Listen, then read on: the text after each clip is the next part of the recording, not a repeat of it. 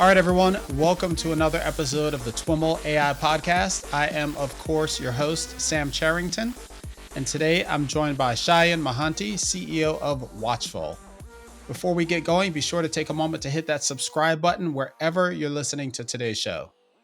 Shayan, we are going to spend some time talking about a topic that we both enjoy chatting about. So this should be a fun one, data-centric AI in particular. But before we do, I'd love to have you share a little bit about your background. Awesome.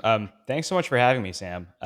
My name is Shayan. I'm the CEO and co-founder of a company called Watchful, and we're building the platform for machine teaching, which is very much like a data-centric AI approach. And I'll talk about that a little bit later, I assume. But prior to this, I built systems at Facebook. So I was a tech lead for a stream processing team that processed all the ads metrics data for all Facebook products, and I led some machine learning teams there as well.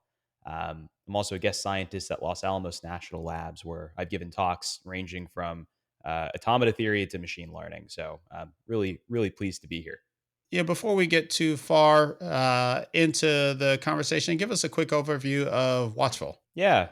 So as I mentioned before, we're building what we call a machine teaching platform. Really, our goal is to build tools to help people largely automate the process of labeling data for machine learning. We kind of see that as the biggest bottleneck to getting machine learning into most organizations, most companies. And we're really trying to sort of close that gap and make it so that we can um, increase the number of machine teachers in the world, so to speak, or allow companies and organizations to solve their hardest problems using machine learning. And when you mentioned that you've seen labeling be the biggest gap, I want to ask you to elaborate on that. But at the same time, it's like we've been talking about that for a long time. Yeah. It shouldn't be that much of a surprise. And yet, here we are with Andrew Ng and others having to name this challenge and talk about data centric AI. Share a little bit about your experience with how labeling is actually done in organizations and the kind of challenge that it represents. So I would say that there are kind of like two main ways that labeling is done today. The first is by crowd. So that's where you get most of your managed vendors. That's where you used to have Mechanical Turk, and now it's largely upended by the Scales and Appens of the world, and so on. You can think of that shape of process as you have some data, you hand your data to an army of humans, and that army of humans labels it for you and hands it back. That works really well for tasks that require almost no context. So you want to do things like box stop signs or box pedestrians, or you want to say, get some sentiment on some tweets or something like that. That works really well. Um, the second primary way that labeling is done today is by bringing it in house. So that's where you have uh, vendors that provide interfaces for managing your own army of humans, or that's kind of where we play, which is kind of like in the auto labeling space, where the goal is instead of having an army of humans to begin with, you could have the one or two experts who are really like the de facto domain sort of like knowledge owners of a particular task or particular set of problems and have them label the data. But instead of requiring 30 of them to spend a month in a room just labeling data, instead, ideally, they should only have to spend maybe 4 hours across two people and output the same quantity and the same quality of data, but several orders of magnitude faster. Um, that's kind of the space that we play. Now, we're seeing more of a shift to kind of like this latter way of labeling.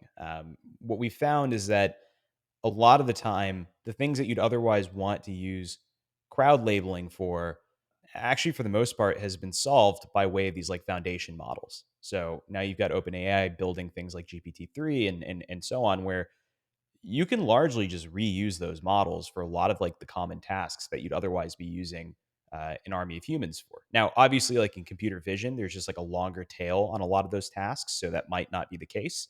But especially in language, you can, for the most part these days, use a foundation model for a lot of these common tasks and not have to worry too much about army of human, labeling. Where it gets really interesting is when you want to fine tune that foundation model on your task. And that then requires bringing that labeling task in house and really trying to formulate what exactly the data set needs to look like in order to get good performance out of your system. And that's where data centric AI really can help. It strikes me that you're making a bit of a leap there that I'd love for you to elaborate on. Why is it that fine tuning one of these foundation models requires you bringing the labeling in house? I suspect it has something to do with this idea of context that you refer to. Yeah, yeah, exactly. And again, what I'm not going to say is that every use case requires in-house labeling. Like there are a fair number of them Yeah. that you could just farm out to as many people as you'd like because it requires very little context. But the moment it requires context that is specific to your organization, that's when you must bring it in-house, or you have to find some way to produce that context externally from your organization, which frankly is like a philosophically hard problem.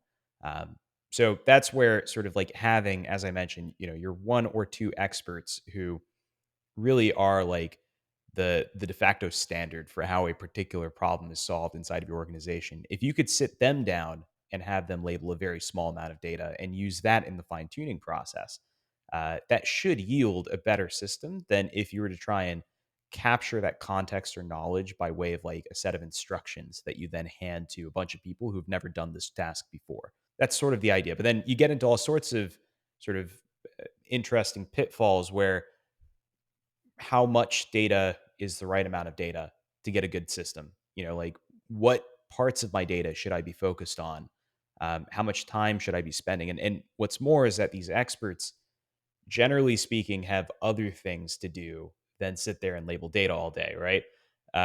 Doctors have doctor things to do, lawyers have things to do. So, like, what you want to do is make sure that you're using their time as efficiently as possible. And data centric AI is really just like a framework for how to think about all of these things. And when you think about data centric AI in terms of a framework, like how do you parse out the pieces of it? So that's kind of like a hard question. I can tell you the way I think about it, right? Which is there are kind of like two primary, like there's one big decision you have to make, which is do I want big data or do I want small data? Um, that's kind of like again a philosophically hard question to answer, but let me try and like unpack this. Not all data is made equal when we're talking about machine learning training. A lot of the time when you're training on several millions of rows or several million data points, the vast majority of them are actually not moving the needle that much for a model. So that begs the question, okay, if I could just filter out the vast majority of my data And set. especially so, if I can Yeah. interrupt, especially so if you're starting with a pre-trained Oh, model totally. that's already been trained on the general, Exactly. right? Exactly. So you want to like narrow in on the specific, right? But now the question is, okay, if I have a small data set, like the reason why you might want to train on a larger data set is because it includes more diversity in that data set, or there's more of a chance that it includes more diversity. There's obviously not that guarantee. It really depends on the distribution of your data, but there's a higher likelihood that a much larger sample will yield the right diverse sort of like properties that you'd want in your data set for your model to generalize well. On the other hand, if you artificially constrain the size of the data set, you have to be very careful about not introducing unintended bias or lack of diversity in the data, because again, you're artificially limiting it.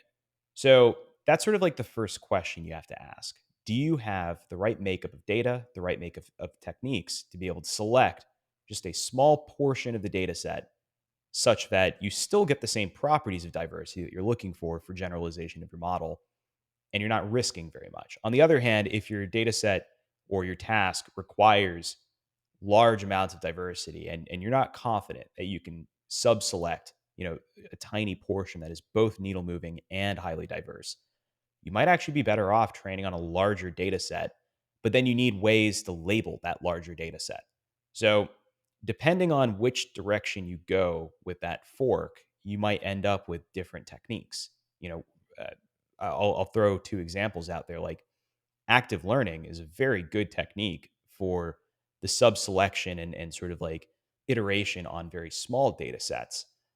While something like weak supervision may be better at larger scale data labeling sort of tasks. So, depending on which side of that equation you err on, you start going down a different path that then takes you through several different techniques that you can kind of like pull together like Lego blocks to yield a very good labeled data set. But the properties of that will actually depend on both your underlying data set, the type of model you're trying to train, and kind of the task at hand. Now, for completeness, I'd love to have you explain active learning and weak supervision. But I think before we do that, it's interesting and it strikes me as interesting and important to really emphasize that data-centric AI isn't a technique. It's like a theme or an idea, and that is an umbrella for a number of techniques that could help an organization be more data centric, which I guess we haven't defined, but Yeah. uh, Yeah. Andrew Ng calls it a movement, yeah. which is pretty much what it is. I mean, like, frankly, a lot of these techniques, a lot of these um, processes are not new. Like they've been done for decades already at several companies. The reason why it's an interesting movement is because while a select few have been able to sort of intuit a lot of this motion, just by nature of working with their data and working with their models, many haven't yet. And it's a valuable process to sort of like capture that knowledge and bring it to bear on the rest of the world by way of like a movement or a framework or a set of frameworks. Um, so that's I think what makes data centric AI so interesting. It's the fact that it's not a technique. It's not a selection of techniques. In fact, it's really just like a shift in mentality, um, which then means that like data scientists don't necessarily have to learn brand new types of machine learning. You don't have to learn a brand new skill set in order to apply this. You really just have to like shift your mentality a little bit. And that's what makes it so interesting. So explain active learning for us. So active learning takes a lot of different shapes and forms. I think one of the most common shapes is sort of this idea of uncertainty sampling. So mechanically, what you do is you have, let's say, a large data set, and maybe some of it is really well labeled, other parts are not. What you do is you train a model on the parts that are already labeled, and then you inference against the parts that are not, and you measure how uncertain the model is on certain data points there. And the idea is that the parts that are most uncertain are the parts where a human should probably look at it and evaluate and adjust the label as necessary. So those are theoretically the data points that will move the needle the most for the model when it's retrained on them. And you kind of keep doing this until eventually the model is actually doing a pretty good job of predicting across the entire data set. Um, so that's sort of active learning. And again, it's very, very good for these like, small data problems, so to speak. And again, I'm painting with a very broad brush here because active learning can also be applied to very large data problems, but it's specifically very, very good at these small data problems where you have a very, very large set of data and you want to know what part of it is likely the most interesting for you to sort of spend your time looking at as a human. That's where active learning can be like uniquely valuable. On the other hand, weak supervision is a technique that's been gaining popularity in the last couple of years, where the idea is that perhaps you don't have any like highly trustworthy labels. So, as an example, your data might be so huge or so varied or just require an immense amount of subject matter expertise that it's very difficult to get any amount of like direct supervision in any meaningful way. So what you might do is create labeling functions or these like weak learners or sources of weak supervision. And it's weak supervision because you can kind of think of these as like functions. A very simple function could be like a regex. Like if I see the word credit card somewhere in this text, then I know that this customer support ticket is very likely payment related, right? And then you rinse and repeat with several other patterns. Like if I see bank or invoice, or if I see interest rate or whatever, then you know it has something to do with money. Um, so in a way, these are kind of like heuristics. They're rules of thumb. They're no better than just saying like, this thing is going to be noisy some percentage of the time. But note that you're not going row by row anymore. You're not saying, okay, I have to sit down and say yes or no whether this is, money related or not, or payment related or not, or whatever. You're saying, generally speaking, if I see these words in maybe approximately this order, then it is very likely payment related. So by doing this, you create a collection of these functions that you can then pass into a model that learns a label based on the presence or lack thereof of certain labeling functions and kind of like the combinations and the contradictions between them. And then it doesn't really matter how much data you're passing into the system. You could be passing 2,000 rows, which would be easy, or 20,000 rows, or 200,000 rows, or 2 million rows. It doesn't really matter because the idea is that as long as you've sampled the data in a way where it's representative of the larger whole, then the functions you've created are still representative of the larger whole. You can apply them to a larger sample as long as it's sampled in the same way and get the same or predictable results. But you can imagine that like weak supervision as a side effect is very, very good at labeling for like the head of a distribution where there might be a lot of commonality. You can create labeling functions that cover large quantities of data, but as you get further and further into the long tail, it becomes harder and harder. All of a sudden, you're creating labeling functions that cover maybe one row at a time, and that's like strictly no better than having hand labeled them. It might even be worse because you have to like sit there and articulate a rule for it.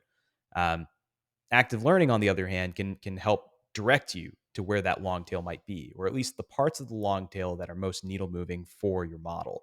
Yeah, what strikes me as super interesting about the about weak supervision, and tell me if this resonates.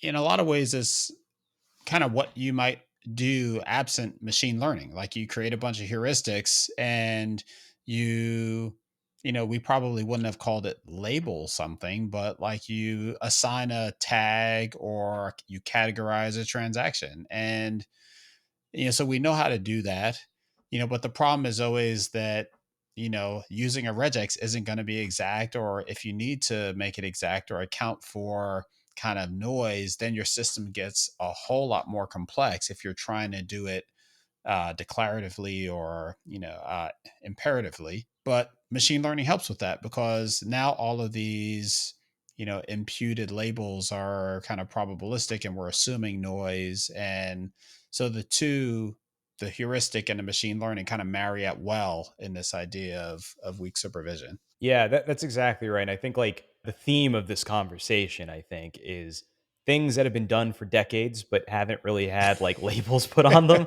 Uh, like we're talking about expert systems and rule systems and so on. Like, there's a very classic motion in just like software engineering in general, where it's like there's a very real business problem. The way you solve it first is you throw humans at it, right? You like have a bunch of people just like go and manually do the thing. Eventually, you build simple software to solve that. The very first iteration of simple software will be things like rules, but then very quickly you discover that your rules are brittle. And like as business logic changes and as your problem space changes and so on, it becomes very difficult to manage just large quantities of rules that may overlap or conflict in various ways. Um, so there's this like nonlinear jump that you end up having to make from an expert system or rule system to machine learning. And that to me is one of the most interesting jumps that an organization can make. And that's sort of why weak supervision is so interesting. It's because, as you rightfully pointed out, you can repurpose a lot of those rules as heuristics. It's a simple mentality shift, which then yields an implementation change. But still, it's like instead of talking about them as rules, treat them as rules of thumb, right? Just assume that they're heuristic in nature, assume that they're going to be noisy in some unknowable capacity, and build robustness around your system that way. And then output some labeled data that you can then train a model on that will hopefully then learn an even more robust and generalized form of the relationship between the input and the output. And that's where you get some like really meaningful gains. And I think that gap is one of the most interesting to traverse because prior to a formalization like weak supervision, there was no linearization of the process going from like a rule system to machine learning. Like you would have to stop what you're doing and then like go hand your data to a crowd and then like, you have to kind of go all in on machine learning at the moment you do that. Here there's like all of a sudden a nice incremental process that you can adhere to. which makes weak supervision a very interesting solution for lots of organizations that find themselves in that sort of like chasm between, I know I need to get to AI, but I still have a bunch of like legacy rule systems or expert systems that I don't want to like lose because they're providing value. How do I sort of bridge that gap? Yeah, I think the other part of my intuition, and tell me if this is your experience, is that we think of machine learning as, more complex than kind of the traditional way of doing things in some ways, right? In other ways, no. But I guess I'm trying to get at like building a really robust rule based system that can accommodate all of the corner cases and uncertainty in a noisy system.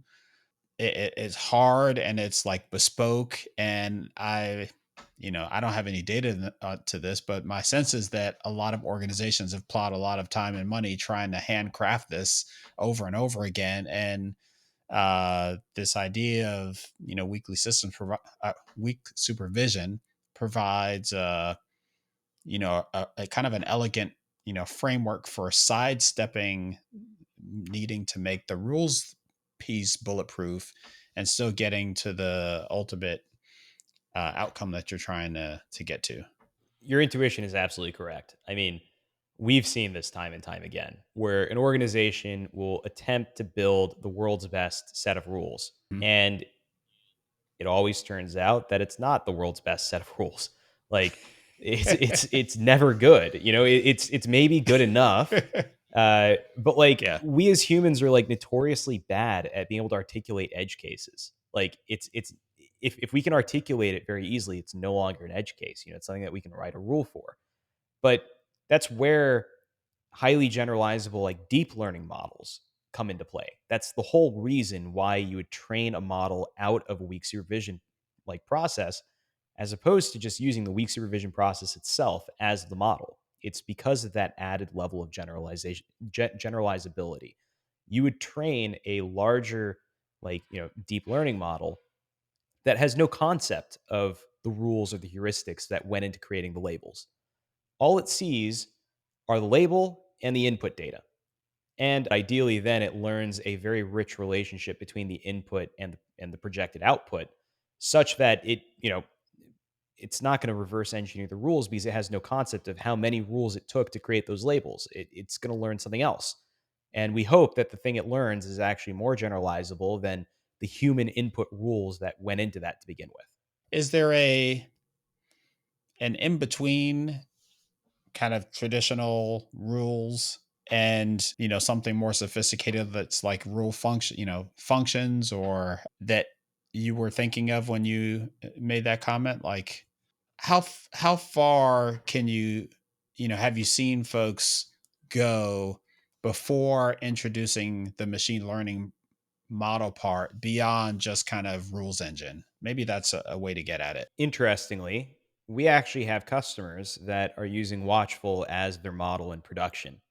Despite us telling them, hey, like, you should probably consider training a model and then using that model in production. Uh, here are kind of like the properties to think about, right? It really depends on your use case. And this is sort of my co-founder hates it when I say this, but it holds true. It's like every data science problem, the answer is it depends. Like it doesn't matter what the problem is, the answer is always it depends. So the answer here is it depends. So if your data changes frequently, from time to time, or if you find that the variability that you've captured in the sample is not truly representative of the variability that you see in the total population of your data, um, or if you need, sort of like an additional layer of nuance that you find very difficult to capture by way of heuristics, where perhaps you actually do want something that's pre-trained that you're then fine-tuning and so on. Uh, that's where having a deep learning model trained after the fact is so helpful. It provides that additional level of granularity, that additional level of generalizability that would be notoriously difficult for a human to articulate in heuristics. Again, these are functions, right? These are functions that a human is writing in some capacity. Now, there's obviously a lot of like cleverness that you can add on top of this to make sure that these functions are expressive and very powerful and so on. But um, at some point, you start almost converging on like model activations. A sufficiently complex function is just like, almost no different from just like modeling a single activation in a model or something like that.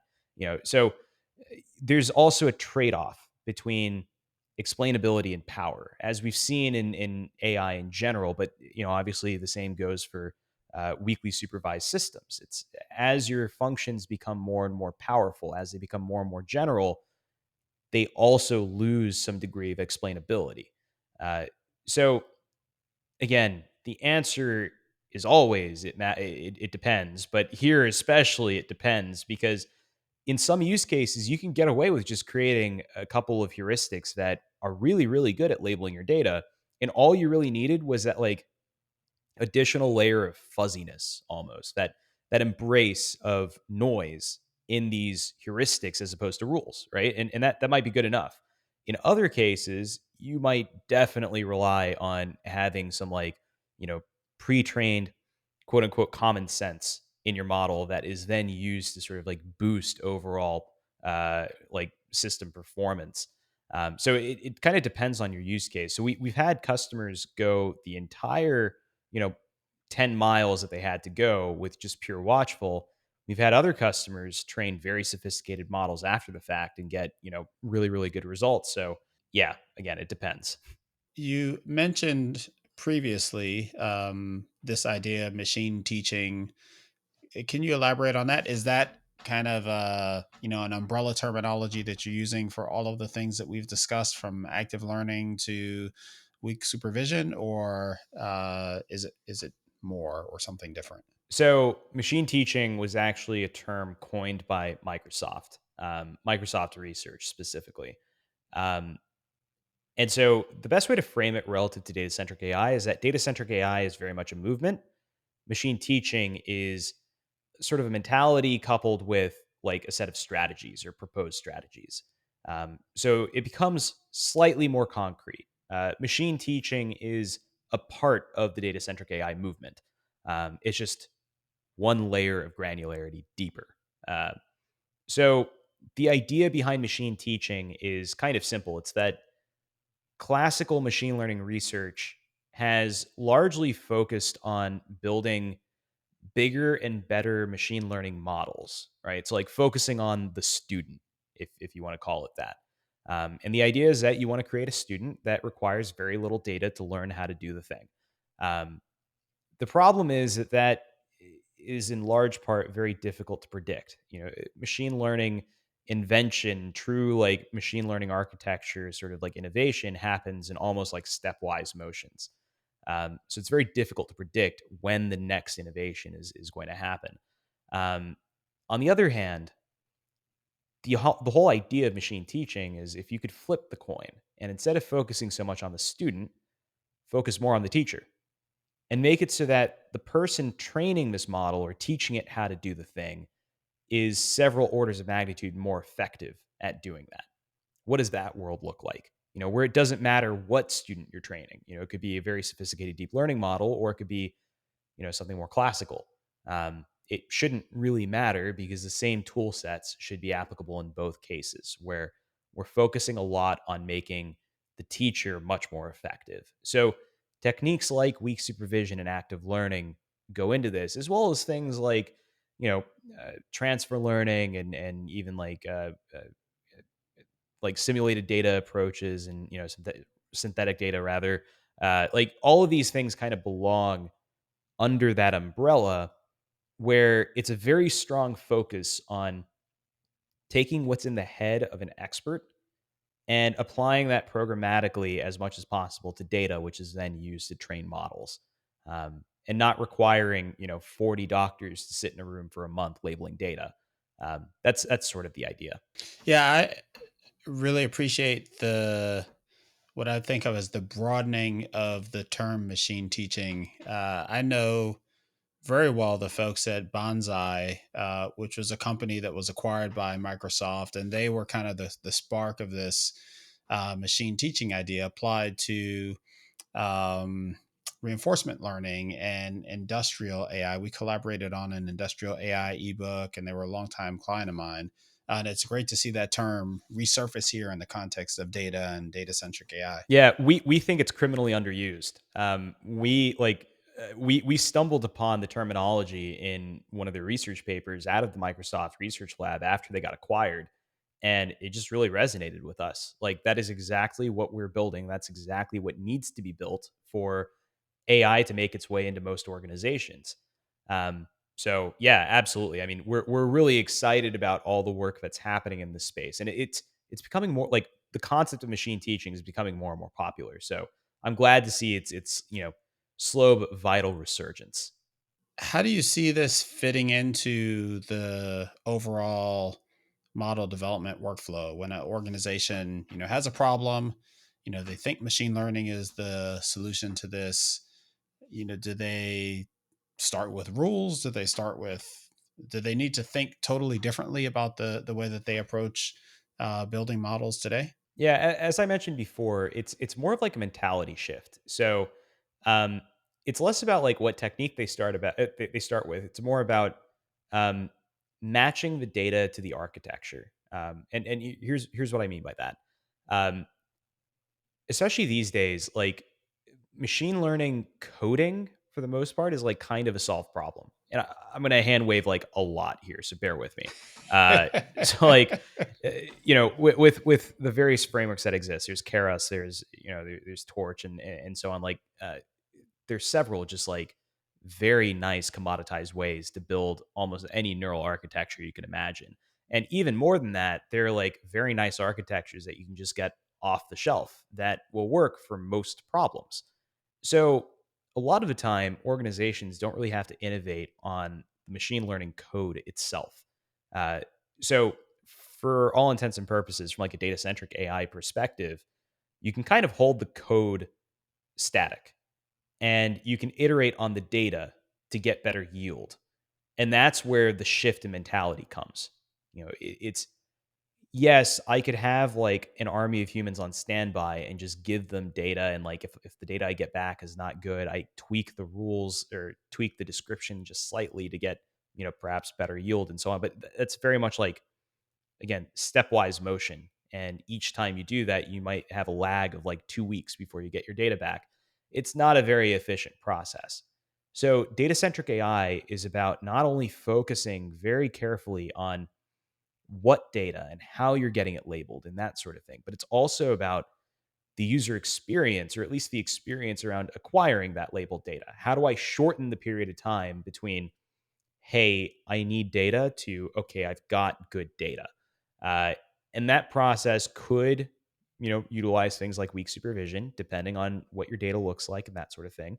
It could use things like active learning. It could use things like synthetic data. It really depends on what you have at your disposal, both from like an infrastructure and like machine learning ops perspective, as well as from like a data distribution perspective. Like, does your data lend itself to active learning particularly well? Does it lend itself to weak supervision particularly well? Does it lend itself perhaps better to synthetic data?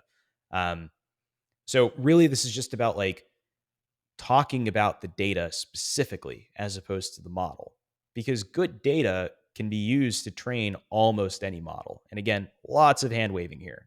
Depending on the model architecture, you might need more data, you might need less data. It depends on so many variables. But the idea is that for the most part, the hard thing about machine learning in the enterprise today is no longer the actual modeling component, and it's actually on the data. And it's just about thinking holistically about that now. And do you find that that's the case, uh, you know, hand waving notwithstanding, kind of across the most valuable of an organization's problems? I've talked about this idea of model driven enterprise, and like it's the anti commoditization of machine learning. Like, yeah, you can use machine learning in your organization and get some advantage if it's just built into all the stuff that you use, but it's not really your models solving your problems for your data. That's where the real value is going to be. Is that in line with what you're saying, or Yeah, it's absolutely in line. I don't know that this is a hot take anymore, but I firmly believe that in the next 10 years, every company will have some sort of AI functionality internally. It's just an inevitability. And the question to ask is like, why hasn't that happened yet? Like modeling techniques have again become largely commoditized already. Like, why haven't we been able to bring AI into the fold in a meaningful way across all enterprises? So that's sort of where our conviction is around the data piece. It's that the hard part is not actually on the model architecture or the code aspect of this. If you think about AI, it's just like code plus data. It's exactly as you said. It's like my hardest problems are around like this one part of the business where I've got like one subject matter expert who knows how to perform this particular task. No one else knows how to perform it except for this person. I want to build a model to augment that person, but very quickly I end up in a catch 22 where I would need that person to be in the process of labeling that data for that model, but they're already a critical bottleneck to my business. So I can't have them sit in a room for like a month labeling data. I really do need them to be productive on top of labeling data. And that it just becomes very, very hard to build a system that will actually help there. So that's why a lot of the time, if you do see enterprises kind of like trying AI, they're usually trying it for use cases that are not the most needle moving. That's why like the typical hello world for machine learning is like a Twitter sentiment analysis bot. It's because it's like the most accessible data. And it's not that the architecture is particularly simple. A lot of the time, these sentiment analysis bots, like they use off the shelf architectures that are fine. A lot of it is just around like the mechanics of acquiring the data, cleaning it, like going through the process of training the model, iterating on it, and so on.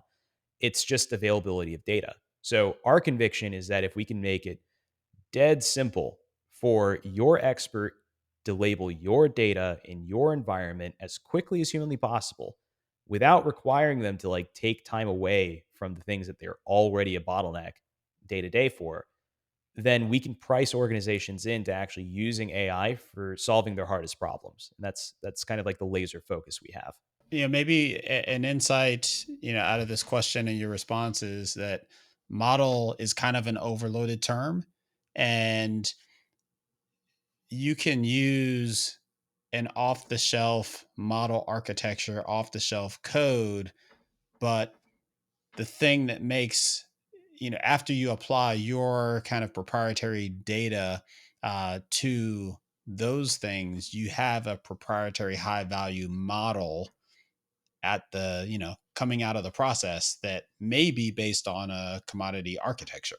Yeah, that's exactly right. Generally speaking, again, like I'm very excited about like these massive foundation models that are being built. And I still think that we need more of these foundation models across other data modalities and other tasks. So I am certainly not pushing against the idea of these foundation models that use lots of generic labeled data to produce, uh, generally available good insight. The hard part is marrying that to specific use cases. And a lot of the time, you can use a GPT-3 for like very interesting use cases. But in order to match that with enterprise value, you have to marry it to data or a use case that is unique to that enterprise most of the time. And that's where like that whole data centric movement becomes very interesting because then you can marry the foundation model with very specific, very curated data that you can then combine to fine tune a model that again becomes proprietary. It could be based on this like massive architecture that you kind of like repurpose from somewhere else, but the piece that makes it yours is the fact that it was trained on your data for your task by your people. What do organizations need to be successful in making this mindset shift? I think like the big thing is just like this is kind of again going to be hand wavy, but just like being open to it. That's like the biggest hurdle. It's like a lot of the time, folks get entrenched in the way things have been done for a very long time, and it's very difficult to break out of it. One of the things that we find like very common is the idea that hand labeled data is ground truth. Um, and this is sort of like an interesting idea where like it's just not the case in the real world. A lot of the time people have subjectivity that comes to play, or they have biases that manifest in their labeled data. And try as hard as you might, it's impossible to get a 100% accurate and fair data set labeled by an army of humans. So That's like one of the biggest hurdles that we've had to face in like communicating what we do to the rest of the market. It's getting people to acknowledge that the way they've gone about doing things so far has been leveraging words that they don't actually mean. Do you go as far as, trying to convince people to stop using the term ground truth when, Yes. yeah, it's not absolutely ground truth, it's just their labeled data? Yeah, that's exactly right. I mean, like we try and educate them on like, hey, you're Like, hey, this actually means something and it's not what you're yeah, thinking. words matter. Like you can't go around saying that your data is ground truth when it's like clearly riddled with bias and like incorrect labels and assumptions. Like we've seen this time and time again. So first, we educate them that like, look, hand labels themselves are noisy in some unknowable capacity. They are by nature weak. Perhaps not as weak as functions, but they are still weak in some way. And now the question is, how weak, right? How much can we trust the hand labels that you already have? Like, how do we leverage them in a more robust system? How do we combine them with other sources of signal to then boost or reduce the signal introduced overall? Those become very, very interesting questions. And part of our like overall conviction is that as we move towards a more mature MLOps workflow overall, data centric AI notwithstanding, right? If we're talking about just like the maturity of machine learning as a whole for the enterprise, explainable AI has been a very, very important thing for several years now. But the interesting thing to us is that a lot of the techniques there are all around explaining your model and like why your model is making certain decisions and how that could play out. But the reason why your model is making a biased decision is because it was trained on biased data, right? Like, Right. especially if we're holding, yeah, Potentially. I but mean, there are potentially, exceptions to that. naturally. I saw a good one Yeah. where someone was using Distilbert to predict sentiment on certain phrases. So it was like if a movie was like the term was like, uh, this movie was produced in India, that would have a very high sentiment. Then there's another where it was like, this movie was produced in Germany, and that had a very low sentiment. And the reason why that happened, there's several reasons, obviously. Distilbert was trained on like internet data. There's obviously imbalance in that data because it's probably overfitting on like this pre-trained notion of like World War II and, several mentions of Germany that are like not very favorable. But even more interestingly, the model architecture is such that like on the sentiment analysis side, there's no notion of neutrality. It's either positive or negative. So the model architecture actually ended up biasing the entire outcome because there's like those are inherently neutral statements, but it was forced to either make a positive or negative assumption. That's such a clear example of this thing that we've been fighting about on Twitter for years, like that bias is only in the data and not in the No, models. it's everywhere. It's everywhere. You can't escape it.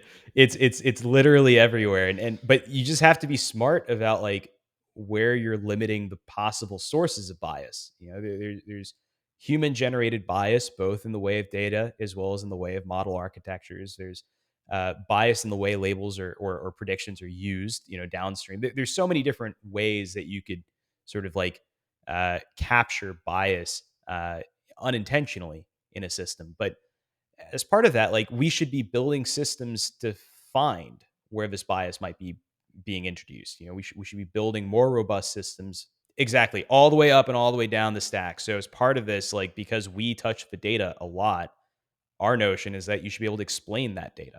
You should be able to explain the data that goes into your models. Otherwise, how are you going to reason about it? So like again, the point I'm trying to make is that you just have to be like open to a lot of these things. You have to be willing to shift your mentality and willing to shift again as a side effect your techniques in producing some of these models. And then naturally, it also helps if you've taken the first couple of steps in your machine learning journey. If you know what status quo looks like, if you know why this is different, if you know how this plays into the rest of your MLOps stack, that's helpful but not required. I think the biggest requirement is very much just like a willingness to have your mind changed. You talked about the noisiness of hand labeled data and to some degree we've recognized that, and sophisticated organizations have employed a number of strategies to try to mitigate that. quorum among labelers and managing labeler quality and all this kind of stuff is data centric AI, or some of the things that we've been talking about under that banner, weak supervision, etc. Is that a substitute for all that? Do you need kind of these, advanced labeling strategies less if you're employing some of the things that we've been talking about? Our argument is yes. However, that's not necessarily the argument that's shared across the board. Yeah, it depends. Exactly. So here's the deal. Like you've got things like kappa values, right? So like measuring how good of a labeler someone is, and that sort of thing. You've got interannotator disagreement as a side effect of that. You've got, as you mentioned, quorum between hand labelers. You've got all these different things that play in. I think there are ways to do that correctly. I just haven't seen them yet. So, for instance, quorum amongst hand labelers. Like, let's say you have like 7 out of 10 people say that this thing is toxic, and 3 people say that it's not toxic, like it's a tweet or something like that. Like, my conviction is that every single one of those people was correct in some capacity, right? There's some amount of subjectivity, right? Like what exactly is toxicity? Toxicity is a thing that is very difficult to actually capture the nuance of, especially if you're trying to write up a description. So you have to acknowledge that there's like cascading systems that go into these labels. Like you have to have the world's most perfect rules that describe how to label a thing in order to get inherent consistency in the labels that come out the other end. And we're human, we're not going to write the world's most perfect descriptions. It's just not going to be possible. We're not going to write the world's most perfect criteria for labeling. It's just not possible. So this kind of speaks to we talked about bias in data and how there's also bias in models. Here we're pointing specific to there's also kind of inherent bias in labeling systems and labeling tools and the way you're labeling instructions. Exactly. I mean, it's all over the place, right? Like bias can be introduced in a multitude of places. Um, so you have to be like very cognizant about that. And I think that like trying to articulate whether someone is a good or bad labeler is fundamentally the wrong approach. The reason for this is because you might be trying to categorize them overall as a bad labeler, but they might be very, very good at labeling certain parts of the data because of their context, because of their expertise, but very bad at labeling other parts of the data. And I think it's more accurate to indicate whether the expertise they're bringing to the table in particular segments of the data is actually valuable or not. So that's sort of like point number one. And point number two is I believe that these labels should capture the rich context behind what, sort of the one or zero output is. So for instance, in the earlier case, if 7 out of 10 people said this thing is toxic, I'd want to know that. I'd want my model to acknowledge the nuance that went into this so that it can actually learn a richer relationship between the input space and the output value. So that is actually very, very important. And again, that's why I'm saying that I think that there are ways that you could build a system that does a lot of this stuff, but I haven't seen it yet. And so, like, we take kind of like just a different approach to it. Our system is not a hand labeling system. We have hand labeling as part of our process, but A, we acknowledge that there's no such thing as ground truth, and B, all of our labels are inherently probabilistic by nature. So you can have probabilities that are 100% or 0%. So you can have extreme confidence on either side, but you can also have confidences in the middle.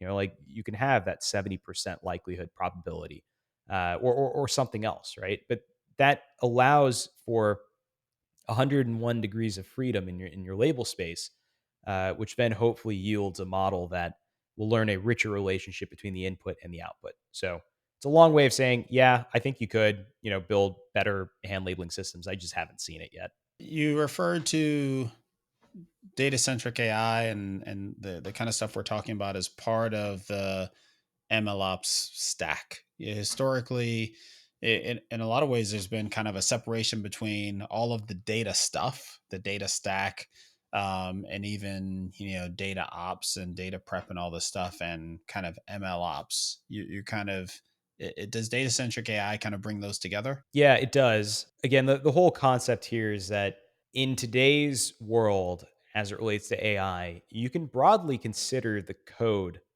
to be like held static. And again, AI is sort of like code plus data. And if you're holding the code static, then the thing you're iterating on is data, which means that by nature, if you want that to go back through an MLOps system, it has to be connected in some way. So the argument here is data should be a part of the stack in some meaningful way. Perhaps not the entire like process of procuring the data and so on. Like, maybe some of that is a little bit more bespoke or, a little less frameworked. But really the idea is that AI is code plus data, and we have very, very robust ways of managing that code due to decades of innovation on the software engineering side. And we haven't seen quite the same thing in an ML concept or context on the data side. And that's, I think, the part that data-centric AI really aims to help sort of like push. It's the idea that data really should be a part of the MLOps stack. And do you find that these ideas apply equally well across media type modality, text, audio, video? Yeah, yeah, absolutely. The obviously the only real place where it starts breaking down is the moment you start leaving like supervised machine learning, because then you might not need data, right? Which is totally reasonable. Um, but broadly speaking, when we're talking about machine learning in the enterprise, we are generally talking about some sort of supervised system in some capacity. And yeah, we have seen that this applies like roughly the same across every modality, across every task. Now, devil's always in the details, right? Like managing things uh, like 3D point cloud data is very different to managing things like just single dimensional text or something like that. Like um, the way you go about interfacing with this data and the way you go about applying your subject matter expertise to it will differ like quite a lot from modality to modality. Um, Now, like a whole purpose to be for my company is finding the common threads across these modalities and across these tasks, such that you can reuse the same skill set and the same workflow, no matter what data you're bringing to the table and no matter what task you're bringing to the table. Not all things will be similar, not all things will be the same, but a lot of them will. At least the core will, and that's kind of like where we focus almost all of our effort. It's finding that common ground. Well, Cheyenne, it's been wonderful having you on the show and chatting about your take on data centric AI. Lots of great stuff in here. Thank you. Thank you so much, Sam. This is a lot of fun. I really appreciate it.